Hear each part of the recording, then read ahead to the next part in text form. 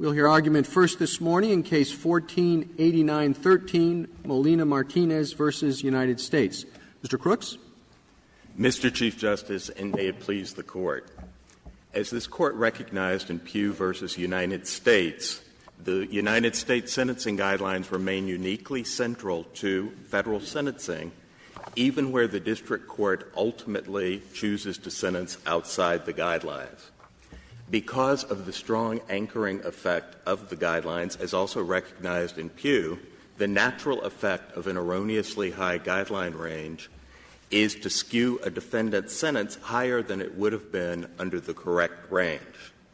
Yet when the district court has elected to sentence within what it believes to be the correct range, it is typically very difficult to determine what the district court would have done had it been presented with the correct lower range. Mr. Crooks, you didn't cite 18 U.S.C. 3742F, and I wondered why, because it reads, if the Court of Appeals determines that the sentence was imposed as a result of an incorrect application of the sentencing guidelines, the Court shall remand the case for further sentencing proceedings with such instructions as the Court considers appropriate. So this seems to say that if there was an incorrect application of the guidelines, then a remand is mandatory. It does appear to say that, Justice Ginsburg. However, I believe in this Court's decision in Williams versus United States, the Court said that guideline errors are nonetheless subject to the normal doctrines of harmless and plain error review and not subject to automatic reversal. And so it's not clear that there was a guidelines violation here. The guidelines were incorrectly calculated, but it's not clear that at the end of the day there was a violation. Is that really your response to Justice Ginsburg, or am I oversimplifying? There was a misapplication of the guidelines, but harmless and plain error doctrines apply to determine the remedy for that violation or misapplication. Well, there was a miscalculation. I'm not sure if there was a misapplication. I suppose that's the issue in the case. Or is this quibble wrong? Well, we believe that there was a misapplication because the guidelines were incorrectly calculated with respect to the defendant's criminal history. And that is the type of thing that the statute Justice Ginsburg was referring to says you should remand for, subject, of course, as this Court said in Williams, to the normal doctrines of harmless and plain error. And we're here today, of course, on a plain error case because we have a guideline misapplication that unfortunately was not discovered by anyone below.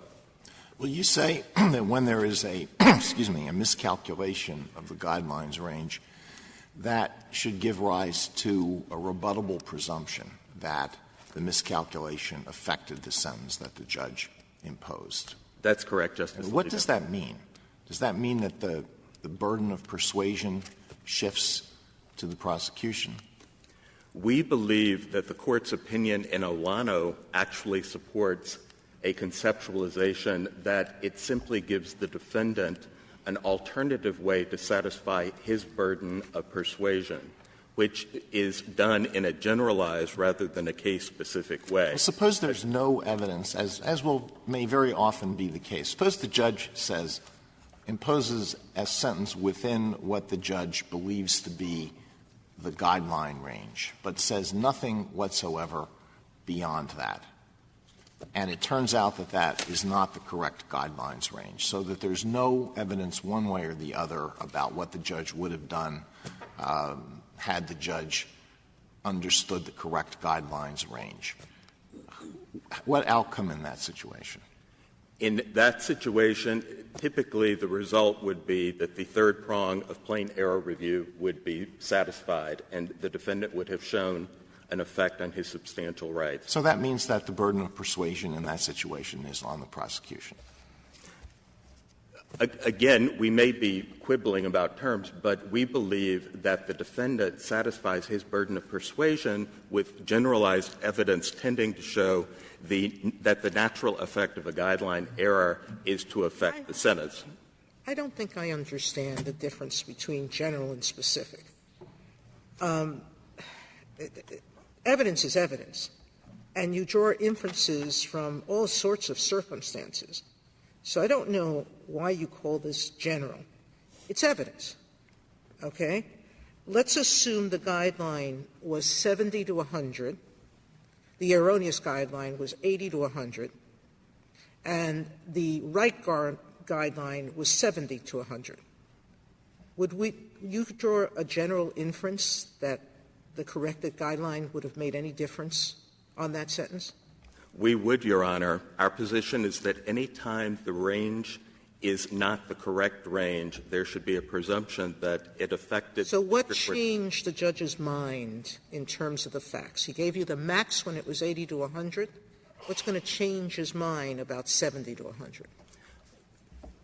Because the fact that the Sentencing Commission gave a different range in its expert advice and its expertise is something that this Court has recognized factors heavily into district courts' decisions. Let's assume I don't believe there's a presumption.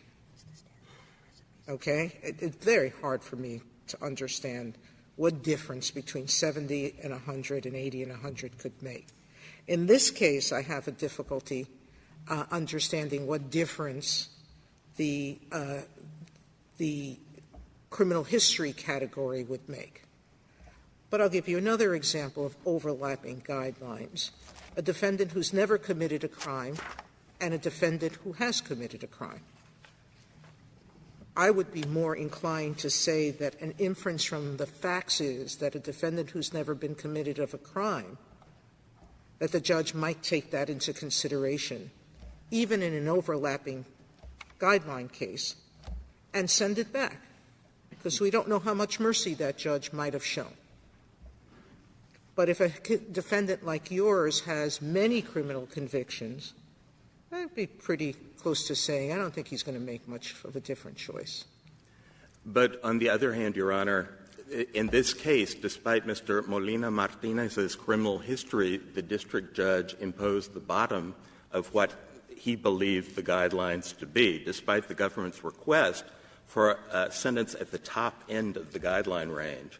And our position is that the natural pull of the guidelines is so strong, so influential, that it is going to pull the judge toward the erroneous range and therefore — Mr. Crooks, let me ask you this.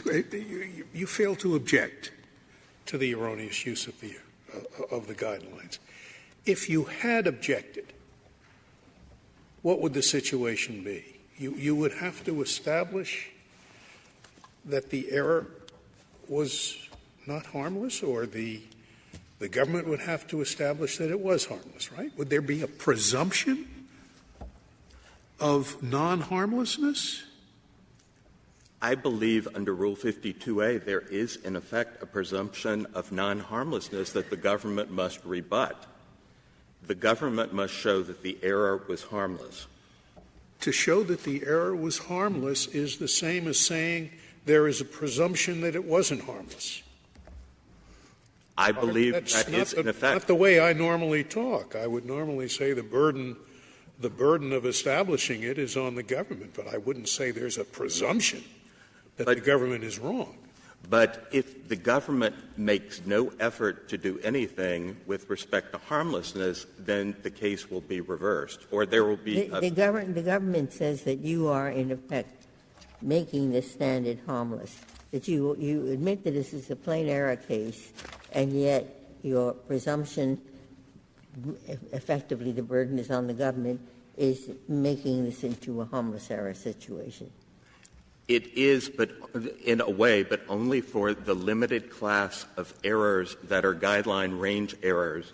Under Rule 52A, the government must show harmlessness for every type of error.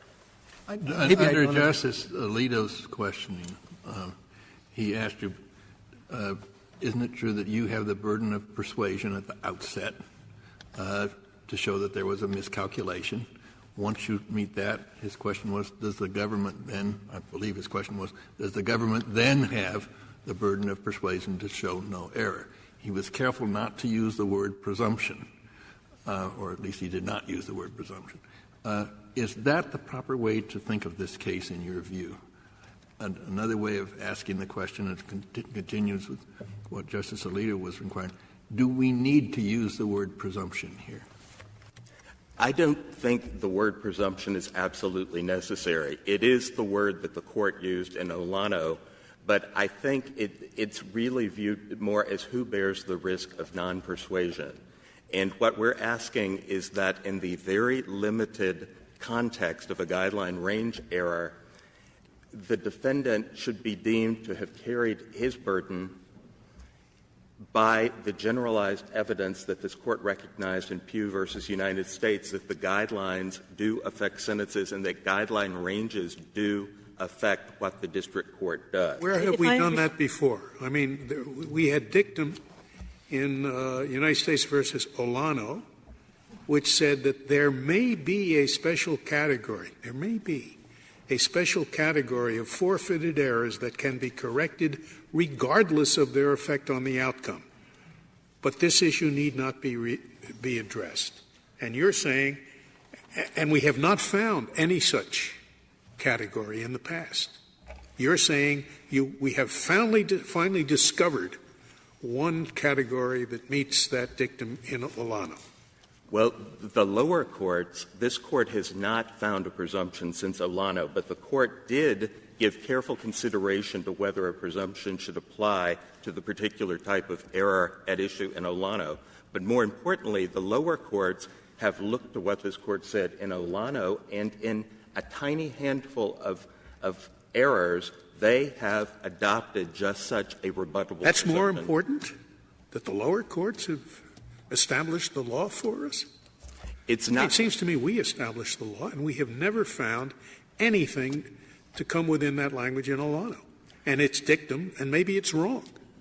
We believe that it's not wrong and that the lower court's decisions, of course, do not bind the Court, but they are expressive of the experience of lower courts. But, Mr. Crooks, if I could take you back to your answer to Justice Kennedy, I take it that you don't need to use the word presumption, right? The burden that you have to carry in plain error review is you have to show a reasonable probability.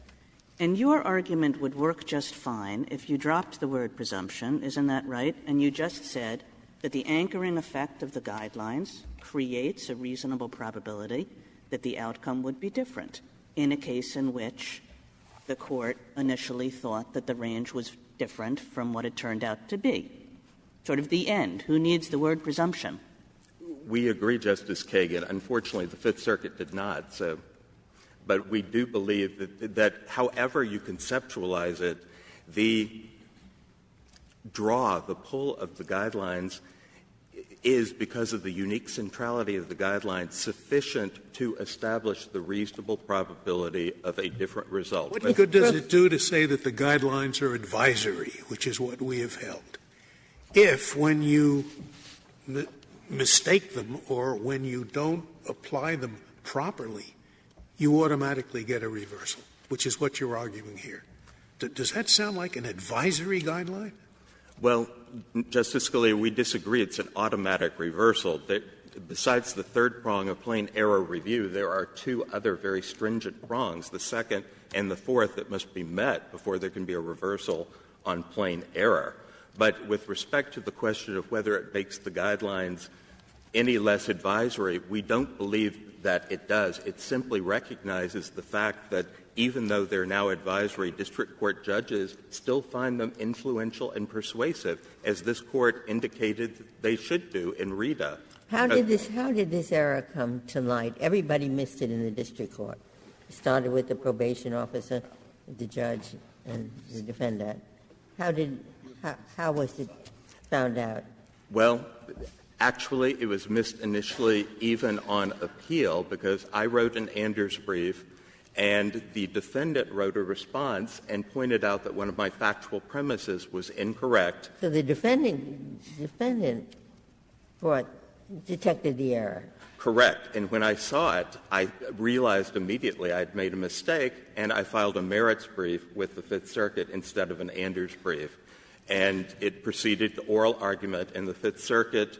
The government conceded that there was an error that was plain, but they disputed that it affected substantial rights because of the overlap of the guidelines. Your argument has some appeal on the facts of this case because the judge sentenced the defendant to a sentence at the bottom of what the judge understood to be the guideline range. But would your argument apply to any sentence that was within both the original and the correct guideline range? Suppose the judge here had sentenced your client to 87 months, which I think is the top of the correct guideline range. Would the same situation can you infer from that that the judge would not have imposed that sentence had the judge understood that the judge thought the top was 96, the judge chose 87, that happens to fall within the correct guideline range. On those facts, would you infer that the judge would have imposed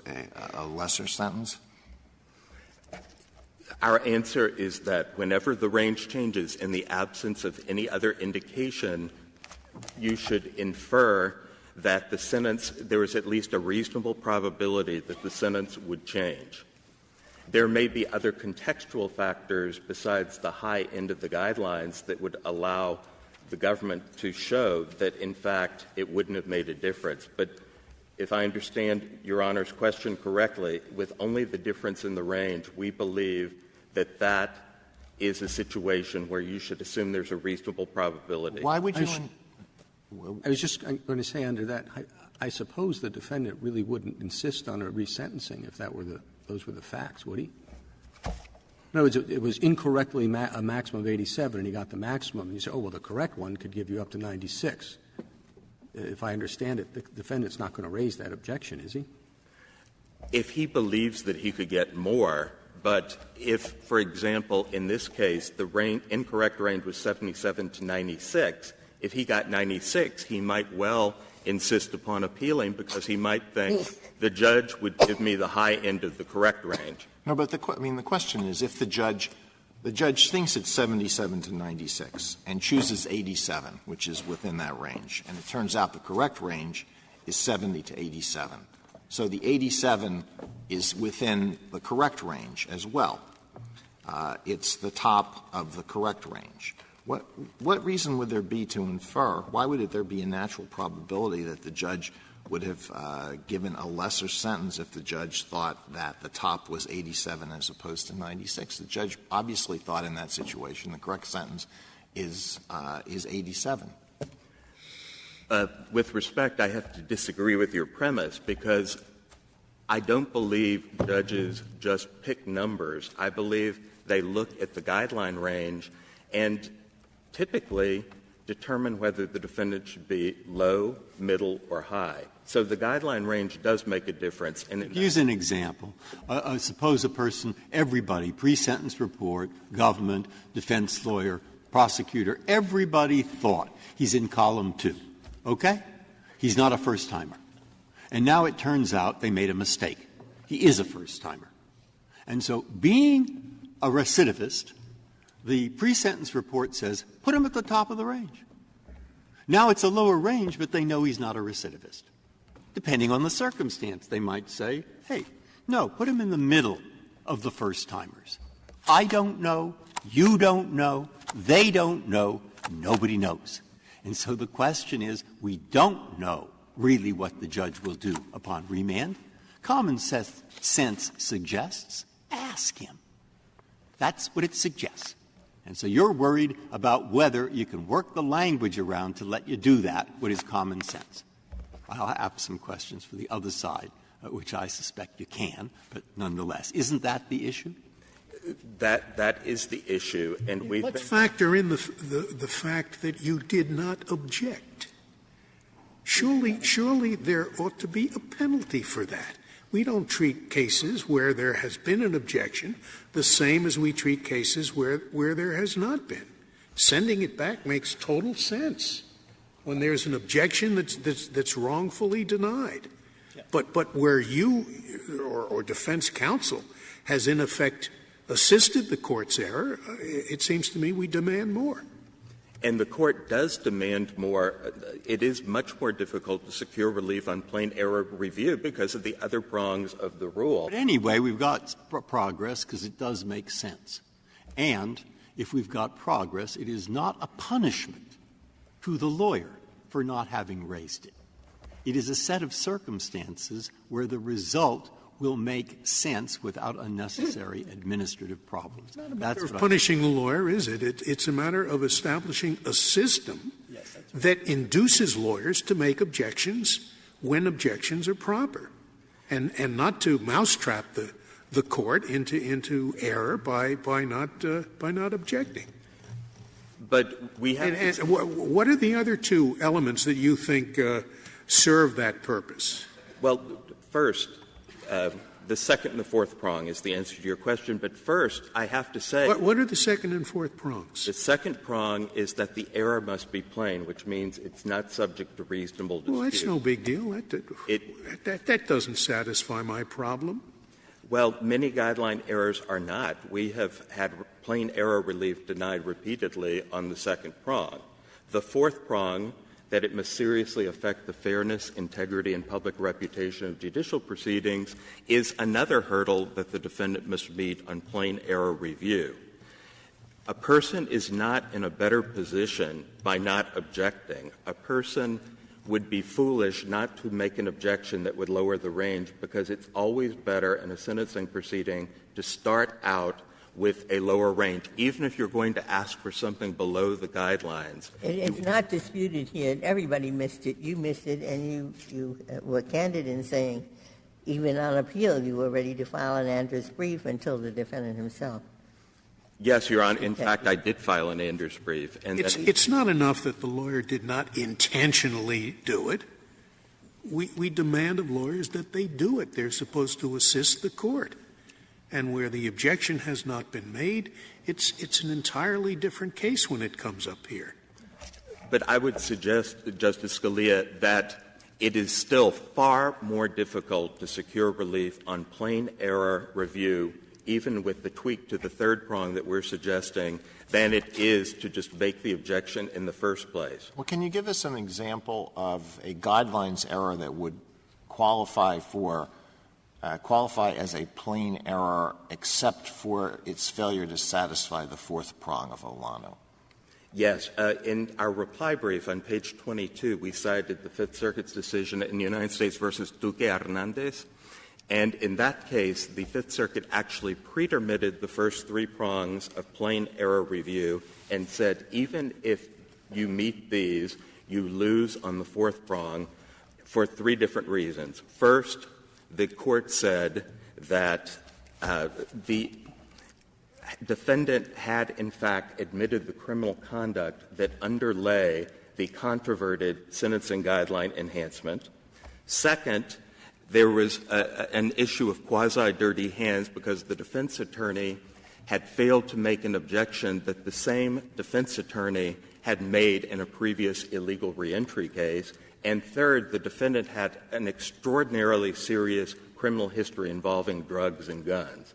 And that is an example, one example. There are others where the Fifth Circuit has applied the fourth prong very stringently. Who would apply? Well, in that case, would you still send it back to the district judge to ask him, in the case you just put? We're trying to let's assume that we're going to give you some relief. That is far from clear, but let's assume that. We're trying to find out what the rule ought to be, what the standard ought to be.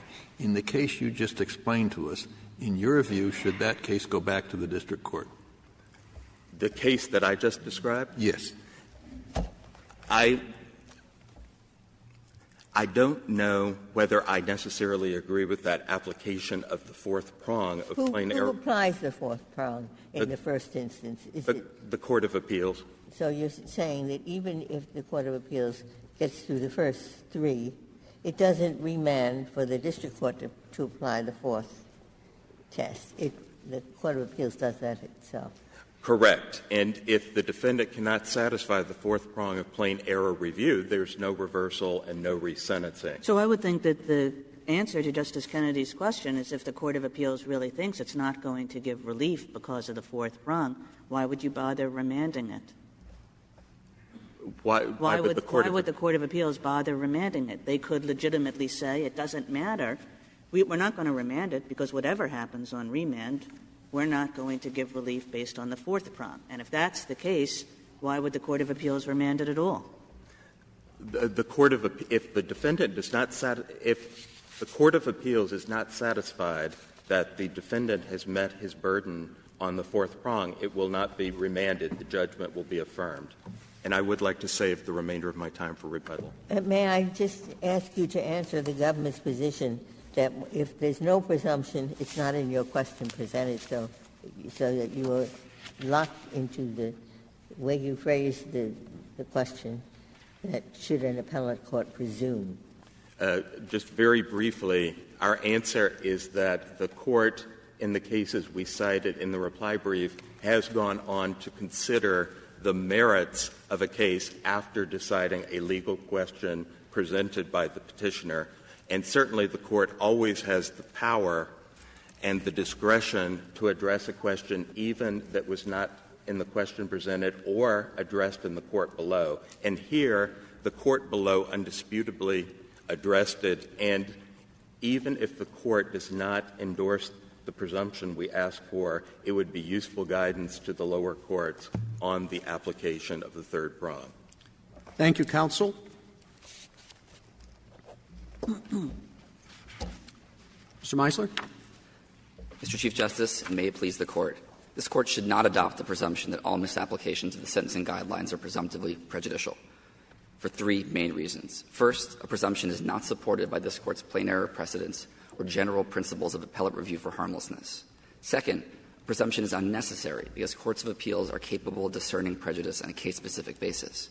And third, a presumption ill serves the policies that underlie Rule 52B, in particular, the need to induce timely objections in the district court. I am concerned about getting hung up on the labels. Okay, if you don't say it's a presumption, we still have, don't we, the question of what happens if nobody, who loses if there's no evidence to move one way or another in a tie. It doesn't matter if you call it a presumption or not. Who bears the burden of at least moving forward, and certainly the burden of proof, if one of these errors is on the record?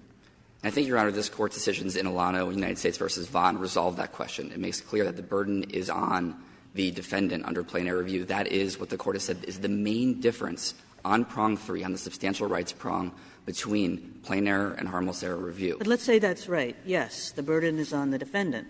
But does the defendant meet that burden by saying, look, there was a mistake in the guidelines. We know that there's an anchoring effect. That's what the Court said in Pew.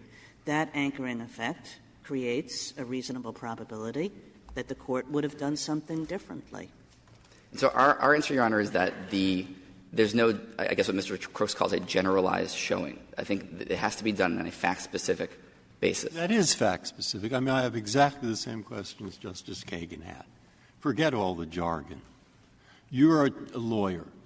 You want to prove that it rained at noon on the 5th of February. Your witness says, I heard pitter-patter on the roof. I looked outside, water was going by the window. Anything else? No. Well, it might have been the window washer. But there's no jury that couldn't find that it was raining. Same thing here. Case after case, this Court has said, we assume, we presume, or they don't even use those words. The guidelines influence the sentence. That's what they meant by the word anchor. If you look at the reality, whether they depart or don't, whatever you call it now, there's some special word, you can find evidence after evidence. Of course the guidelines affect the sentence. Maybe there's an unusual case and they don't. The reason the judge doesn't say anything is because in Rita, we said that if you say nothing, Judge, then the appellate courts are to assume it was reasonable. And therefore, the judge now says nothing. He just applies the guideline. So we'd have to overcome about 5 cases in terms of what we said if we are going to rebut the common sense notion that, of course, using the wrong guideline had an effect on the sentence. If it's an unusual case, i.e., if it's the window washer, let the government show it was the window washer. But the normal case, pitter-patter means rain, and the normal case is that the judge, when he uses the guidelines, or even when he uses them as a basis and says, I'm departing, that made a difference. Well, I think, Your Honor, there's a number of points in there. And to my mind, that's a question of how much weight to give the bare fact of the error. Of course, the error in this case is you used the wrong range. And so I think, from what I understand Your Honor's position to be, is that the bare fact of the error, the difference in the range, itself establishes an effect on substantial rights. That's not usually how we do it. We say you have to look at the particular facts and circumstances in the case. And I think can you give a concrete example of what you mean? I mean, my intuition is the same as Justice Breyer and Justice Kagan, that if you apply the wrong guidelines, then there's a reasonable probability that he would have received a lower sentence. But you say he has to show — what would he have to show concretely? Give me an example of what is a reasonable probability that he would have received a lower sentence. Right. Well, I think there's 2 points to that, Justice Ginsburg. One is what the appellate court's going to have before it in every guidelines error case, which is the nature and the magnitude of the error. The court's going to know, is this a career offender bump that changes the defendant's offense level and criminal history and could double his range, or is it, as in this case, a one-level movement on because of a criminal history scoring error that the sentencing guidelines themselves say you can offset with a departure because it leads to underrepresentation of the defendant's recidivist potential. So the court's going to know nature and magnitude. And by magnitude, I mean, are we talking 1 level, are we talking 16, are we talking 9? And so there are going to be many cases, and I don't dispute there will be many, and there are many cases involving rain. Many. I mean, I don't know how many thousands, but there are many common facts in thousands of cases where the government itself uses very similar kinds of evidence in order to show that it was really raining. And here what we're doing is we're using very similar kinds of evidence, namely that he used the wrong guideline, in order to show that, in fact, better, more probable than not, or pretty probable, or whatever reasonable probability, that it made a difference. Well, so, I mean, I don't see this as special. Well, I think it is special, because, of course, it would be the first ever presumption of prejudice that this Court recognizes. Well, that's because you're using the term presumption. You don't have to use the term presumption. You can say that this defendant has met his burden of persuasion. We make the assumption here, few of us have practiced under the guidelines, maybe none of us, that the guidelines are the beginning point in almost every sentence. That's the beginning point, not the ending point, but the beginning point. And the question is, once this is shown, like at a minimum, can't you just ask the district judge? Now, if you want to say that there are sentencing miscalculations in 20% of the cases, that they happen all the time, that this is going to burden the courts, I suppose you can make that argument. But many circuits, or some circuits at least, have the rule. They just remand to ask the district judge. I'm not sure that's how plain error review has ever been conceived of, Justice Kennedy. I mean, Your Honor asked before, what's our rule? You know, what is the rule the Court could announce in this case without calling it a presumption? And if the Court wants to opine in this case about what the standard should be, we think the Court could say something such as that a difference in the range, the use of the wrong range, creates some likelihood in every case that the sentence will be different. But whether that likelihood rises to the required level of a reasonable probability is going to depend on the facts and circumstances. Well, haven't we already answered that question in Pew? In Pew, the question was whether the likelihood was going to rise to the level of a significant risk. And we said, yes, if you're using the wrong range, there's a significant risk that you would have made a different decision. So significant risk actually seems higher to me than reasonable probability. At least it's not demonstrably lower. So I would think that we've already said, if you're using the wrong range because of the anchoring effect of the range, an anchoring effect that is kind of mandatory. It's, you know, we say that these guidelines are advisory, but we insist that a judge begin with them. So if you're using the wrong range, there's a significant risk. I would think so, too, a reasonable of reasonable probability. Why is there a difference? I think there's 2 points on Pew, Your Honor. The first one is that Pew itself in footnote 8 says that this is an ex post facto error that implicates constitutional concerns, and the Court said you do the regular Chapman versus California harmless error analysis. Petitioner concedes that when it's a non-constitutional guidelines error under Williams versus the United States and Rule 52A, you do the regular harmless error standard. We think it follows from that when the error has been forfeited, not preserved, and there's no constitutional concerns, you do the regular plain error analysis. And I think are you telling us that even if there's a significant risk that the sentence was too high, in this case there can be no relief?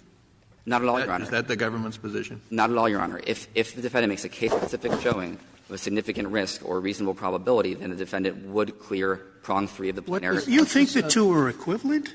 A risk and a probability are interchangeable? We're going to change our law now so that plain error is overcome by just a significant risk?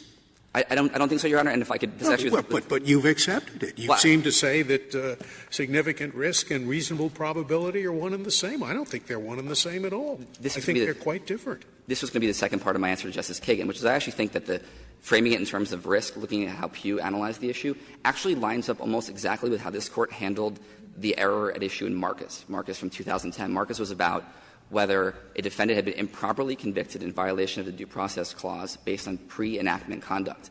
And this Court said the risk that that's going to happen can be ameliorated by certain things that a judge does, but that risk is going to vary by case. And the Court said in that situation where there's a risk and it varies, we're going to require the regular individual showing of prejudice. Now, does that individual showing, can it be made on the basis purely of the mistake in the guidelines? There is no extraneous evidence. If you have a case where the erroneous range is 20 to 40, and the judge gives 20, and the correct range is 0 to 20, is that a case in which the defendant has established a plain error? With the caveat that we'd want to know a little bit more about the facts and circumstances. I don't want to know anything more about it, because if the judge is within the guidelines, he doesn't have to say anything more about it. I think, Your Honor, if that's all you knew, if it was truly, if it's all you knew, I would say that the defendant probably has met his burden in that case. Okay, so now let's say, this is why the problem is whether you want to call it a presumption or whatever, is so difficult. What if the guideline was 20 to 40, and the judge said 30, and the correct guideline was 0 to 30? In other words, he's half in the middle of the wrong one. Do you say, well, maybe it's an error, maybe it's not? What in that case?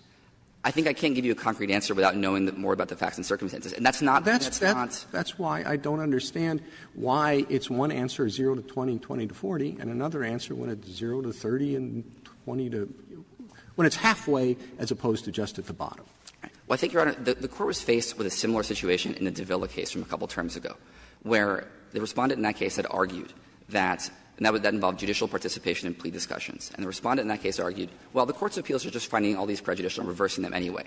Don't bother doing case-specific prejudice. Let's come up with an automatic reversal rule. And this Court said no. It said serious errors are going to be corrected on plain and harmless error review, but do a full record assessment in each case. And that's really all we're asking the Court to say here is full record assessment like in Davila. But in most sentencing guidelines cases, certainly in this case, the judge says nothing. He's told the probation officer these are the guidelines, and the judge says, okay, I sentence him at the bottom, period. Doesn't explain why. And there's got to be many, many guideline cases where that's exactly what happens. The judge doesn't explain it.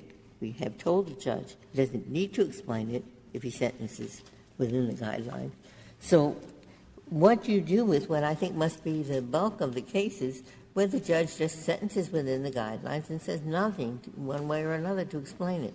Well, I'm not sure, Your Honor, that's the bulk of the cases. You would agree that at least there are many cases where the judge just sentences within the guidelines. There are many cases, but I think you run into the same problem as in Davila. You run into a problem of categorization. Are we going to change the entire framework, change the rules that we use in plain and harmless error cases? Well, you've heard the argument. But I suspect, and you may know this empirical point better, I think there probably are a lot of cases where the issue is the sentence, and the appeal will include something like this. In some subset, there will be a plain error question, and all you'll really have is what the judge did. Now, of course, if the government has more, all you would be saying is that this in and of itself shows a risk in this circumstance, the reasonable probability, whatever standard you're using. Of course the government's free to show that there's something different about this. It wasn't harmful. It might have been the window washer, and the government is free to show that. But why is this so difficult? It's important, Justice Breyer, to recognize, as I understand what you've posited, that is a shift in the risk, whether you call it the risk of non-persuasion. It means absent the government coming forward with something else, the defendant wins. That's the exact opposite of what usually happens. You're saying it's a shift in the risk. The government has the burden of proving that it was raining. It's not a shift in the risk to say that the evidence that I mentioned proves rain. And it's not a shift in the risk to say that the defendant can come in and show it was the window washer. The question is whether the burden, which lies with the defendant, is satisfied if all there is that the judge applied the wrong guideline. And given the continuous statement in case after case in this court that, of course, judges, whether they apply the guideline or depart, the guidelines play a significant part in the sentence that occurs. All you have is that. You've satisfied the substantial, whatever it is, what is it called, the substantial? I think it does matter what it is, Justice. All right, of course it matters. It matters what it is. I can't think of the word. It's reasonable probability of a lower sentence. No, well, it doesn't say that in Alano. It says in Alano, in Rule 52B, substantial. It says it's a plain error that affects substantial rights. And if it is the case, factually, as this Court has said it is, that applying the guideline that you apply makes a difference to the sentence, that does affect substantial rights. He's just borne the burden of proof by showing that. I don't see why that's different than any other problem of proof. I think it's quite different, Your Honor. And if I could use the example of this Court decision in Puckett versus the United States, this Court has already spoken to how plain error works in one very serious sentencing error, the government's breach of a guidelines-related plea promise at sentencing in Puckett. And the Court said not just you do plain error, it works in the usual way, because procedural errors at sentencing, and the Court cited as an example a misapplication of the career offender guideline, because procedural error at sentencing is amenable to harmless error review. And so we're going to hold the defendant to his usual burden because it's under Rule 52B, not 52A. Don't you usually have a plea colloquy or something in the record in those types of cases? You do, just as you have a sentencing transcript, Your Honor. Well, no. If it's the sentences within the guidelines, the judge doesn't have to say anything at all. So it's very difficult for the defendant to go back and say, here's what the error was, even though there's also a clear error, a plain error, in what the original calculation was. I do want to dispute one of the key factual premise there. It's not that the judge has to say nothing at all. Depending on the spread of the range, by statute the judge is required. This Court's decision in Rita requires that if the defendant makes a non-frivolous request for a variance, the judge is choosing the guidelines range, agreeing with the Commission's recommendation instead of giving that non-guideline sentence, the judge has to explain that as well. If we accept the proposition that in every case in which there is an incorrect identification of the guidelines at the time of sentencing, there has to be a remand, unless the government can prove with some sort of evidence that it was harmless. Would there be any difference between the standard in a case where there was an objection and a case where there was no objection? Not on prong 3, Your Honor, as far as I can tell.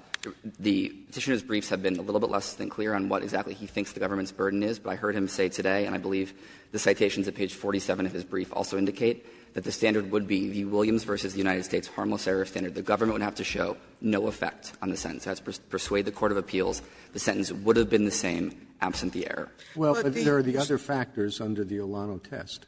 There are, Your Honor. I would agree that prong 2 does some work in these cases, not as much in other settings, because courts of appeals look at the plain language of the guidelines and the application notes and believe that this follows from that language. And more importantly, on prong 4, which Mr. Crooks mentioned earlier, he would not embrace the Fifth Circuit's application of kind of a fact-intensive, case-specific prong 4 analysis.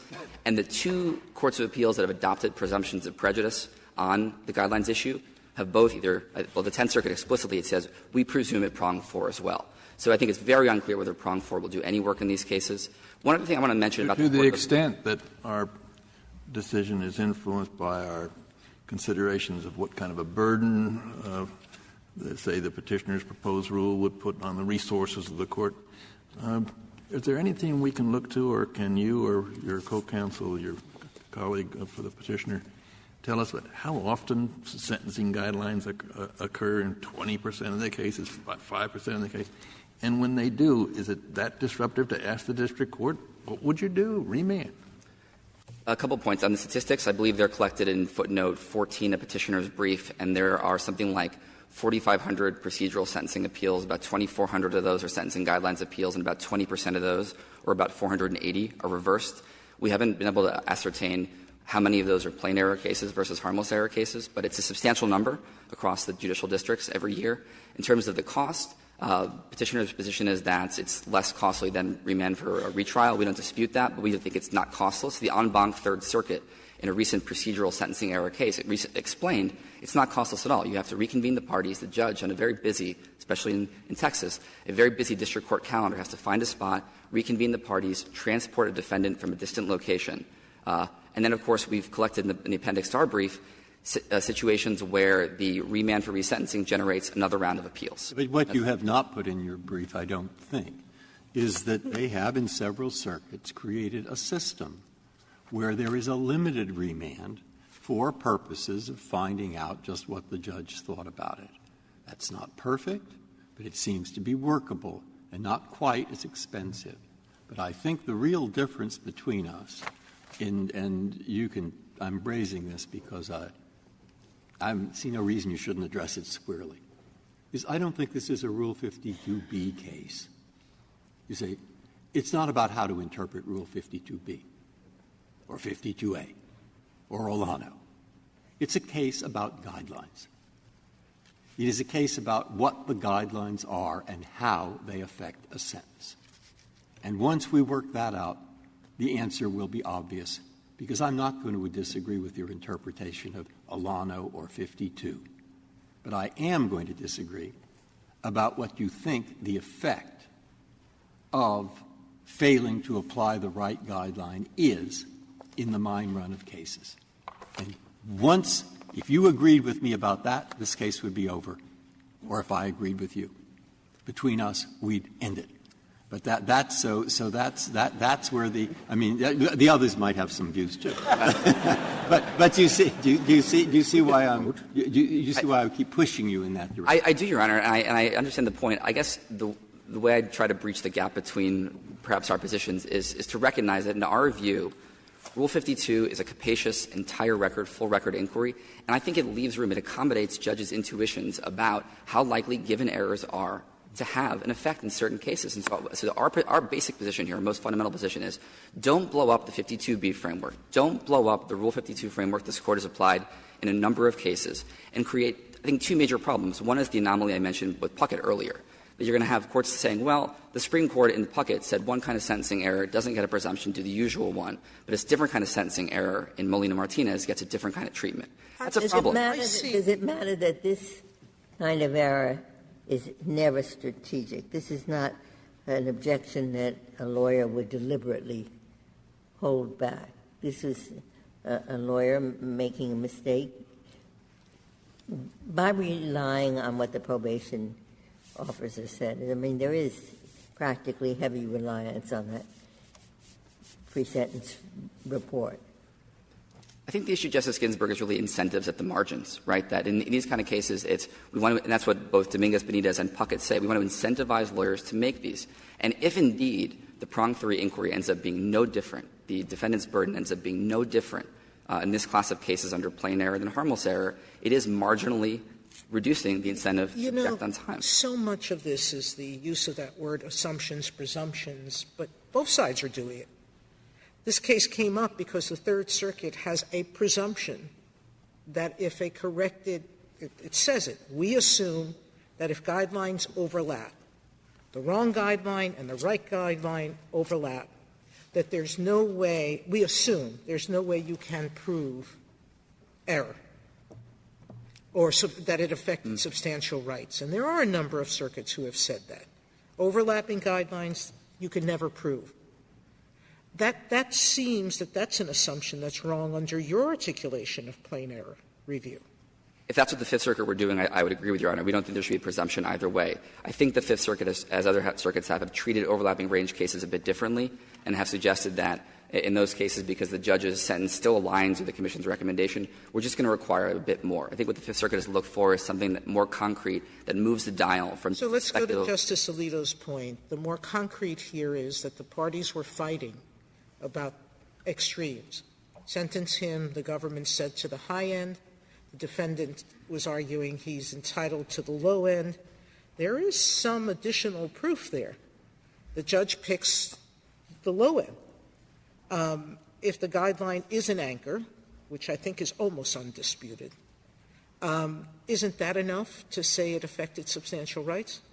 We don't think so in this case. I want to make 2 points. One is we're not abandoning our position that this fact-specific issue is not properly before the Court. We'd urge the Court to take a close look at Frye v. Plyler, which involved very similar circumstances. But on the merits, I think both sides can point to kind of 2 factors in their favor on the plain error issue. The defendant can point to the factors that Your Honor mentioned. I think on our side is the overlap in the range and the nature of the error here. This is an error that can seem kind of abstruse. It's because of the happenstance of when arrests and sentencing were sequenced. The defendant has 2 recent felony convictions that aren't counted at all, just drop out of the calculation.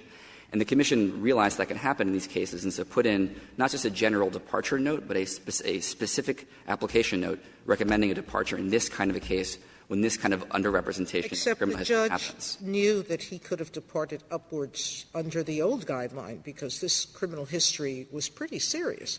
You argued he was entitled to the and should sentence at the upper end, and yet the judge sentenced him at the low end.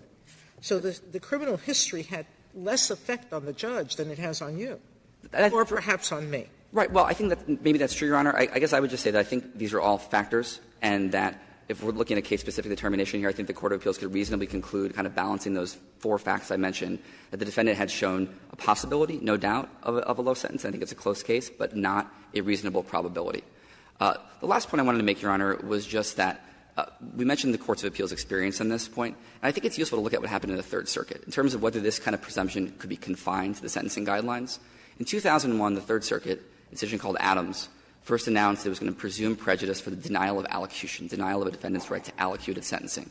A few months later, it relied on Adams to find a presumption of prejudice for sentencing guidelines errors. The next year, it applied those precedents to find a presumption of prejudice for constructive amendments to indictments. And in 2005, when Booker came down from this Court, it then applied those precedents to find a presumption of prejudice for Booker error, for sentencing under mandatory sentencing guidelines.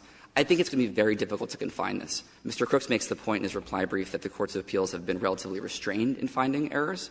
One can debate that, but I think the point is if this Court endorses the presumption of prejudice for the first time, I think it's highly unlikely it's going to stay just in the guidelines context just because of the anchoring effect that the Court recognized in Pew. And if there are no further questions, we'd ask that the judgment be affirmed. Thank you, counsel. Mr. Crooks, you have 4 minutes remaining.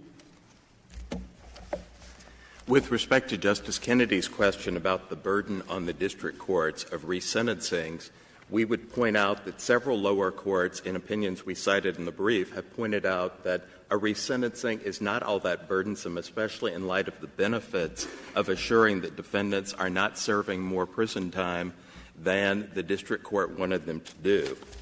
I did also want to address the government's point about the government touched on the issue of overlapping ranges versus ranges that don't overlap.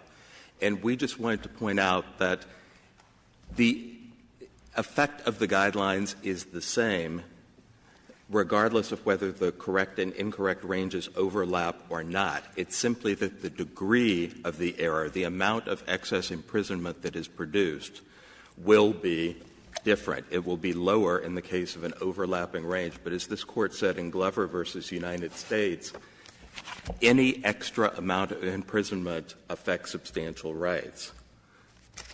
Finally, I just wanted to say that the courts of appeals have overwhelmingly recognized, whether you call it a presumption or not, that it is warranted to find that a change in the guideline range affected a defendant's substantial rights because of the extreme likelihood that a guideline range error will skew the sentence. And the lower courts have found in their experience that it's necessary to make that inference because of the great difficulty in the typical case of showing a case-specific effect of the type that the government is arguing for here.